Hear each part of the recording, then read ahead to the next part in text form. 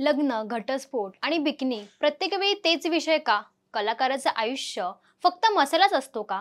अभिनेत्री सई ताम्हणकरने मुलाखती दरम्यान असं का बरं म्हटलं हे जाणून घेऊया तिच्याकडूनच. आता तू एवढी छान बोलते, करिअरबद्दल बोलते, स्वतःच्या भूमिकेविषयी बोलते. पण जेव्हा कोणी ना डिजिटल चॅनलवर जातो आणि तो सई ताम्हणकर ऑपरेट करतो, ज्या त्या मुलाखती येतात, त्या मुलाखतीमध्ये काय असतं? काय असतं सांग, मी सांगू? हो.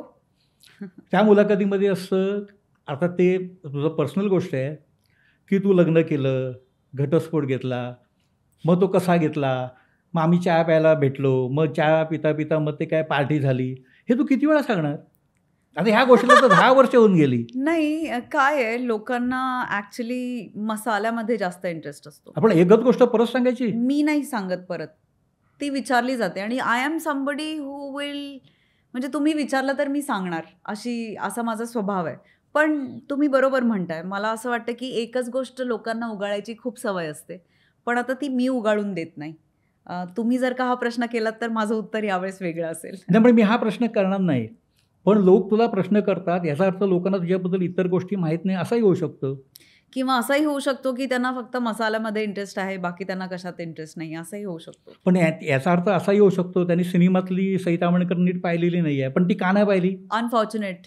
पण ती का नाही पाहिली? त्यांचं नशीब चांगलं नाही आहे म्हणून नाही पाहिली. पण तुला याचा त्रास होत नाही?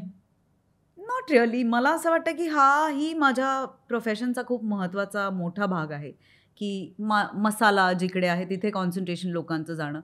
मी जर का प्रत्येक गोष्टीचा त्रास करून घ्यायला लागले तर मला जगताच येणार नाही. मान्य आहे. त्यामुळे मी नाही, आय डोंट बॉदर. तसंच आता तो एक विषय झाला. त्याच्या अगोदर तू त्या बिकनीबद्दल सतत बोलायची, त्याच्यातून तुला बाहेर काढलं या गोष्टीने. करेक्ट. मग ह्या गोष्टीतून आता बाहेर पडणार? आय थिंक ऑलरेडी पडलेली आहे. मी तरी पडली आहे. लोक पडली नसतील तर it's there problem. I can't help it. हां, म्हणजे माझा प्रश्न बरोबर आहे ना? हो, अगदी बरोबर आहे. म्हणजे एकच गोष्ट उगाळायला लोकांना आवडते. अनफॉर्च्युनेट. हां, पण म्हणजे ह्याच्यातून आता तू जे ह्याच्यातून बाहेर पडणार नाही, नेमकं काय करणार? नेक्स्ट टाईम जेव्हा मला प्रश्न विचारतील असे, तेव्हा मी त्यांना असं स्पष्ट सांगणार की ह्याच्यातलं सगळं आता पोटेन्शियल गेलेलं आहे, तर come up with something new. याला रिपीट व्हॅल्यू नाही आहे. अजिबातच नाही आहे. मग तुला काय विचारलेलं आवडेल? मी नवीन छंद जोपासते आजकाल, एक फ्लाईंगचा, पॅराग्लायडिंगचा.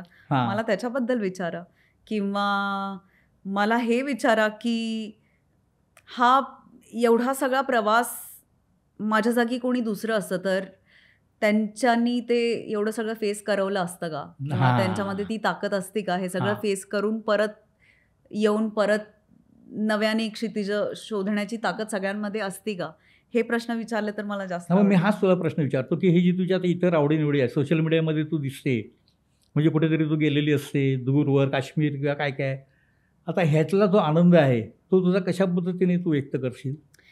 एक तर ना, मी गेले 17-18 वर्ष फक्त काम केलं आहे. मी कधी हॉलिडेजला पण गेले नाही आहे. मी स्वतःसाठी वेळच काढलेला नाही आहे.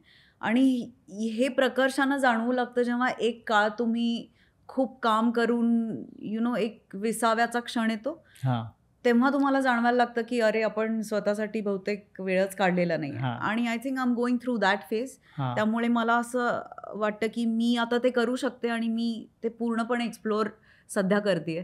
मी ट्रॅव्हल करते जास्त, मी स्वतःसाठी वेळ काढते, एक प्रोफेशनच्या एकदम वेगळं काहीतरी मी एक्सप्लोअर करते, which is paragliding. It's adventure sport. तर मला असं वाटतं की छान चाललंय, मस्त आहे. हां, म्हणजे तू सोलो ट्रॅव्हलर्स जे आहे, कौतुकाने म्हटलं जातं, ती मला वाटतं तुला राईट ट्रॅक मिळाला आहे. हो, एकदम 100%. अच्छा, पुढचं काय असेल तुझं ॲडव्हेंचर? मी पॅराग्लायडिंगच परस्यू करू इच्छिते. त्याच्यामध्ये लेवल्स असतात वेगवेगळ्या. तर मी आता क्लब पायलट व्हायच्या मार्गावरती आहे. क्लब पायलट म्हणजे तुम्ही त्या एकदा तुम्ही क्लब पायलट झालात की तुम्ही त्या स्कूलबरोबर कुठेही जाऊन देशाच्या बाहेर फ्लाय करू शकता. तर त्याच्यासाठी एका प्रकारची लेवल तुम्हाला पास करावी लागते. सो मला हे जे सापडलेलं आहे पॅराग्लायडिंगचं, ते आय थिंक ते खूपच सुंदर आहे आणि सध्या मला त्याची खूप मजा येते.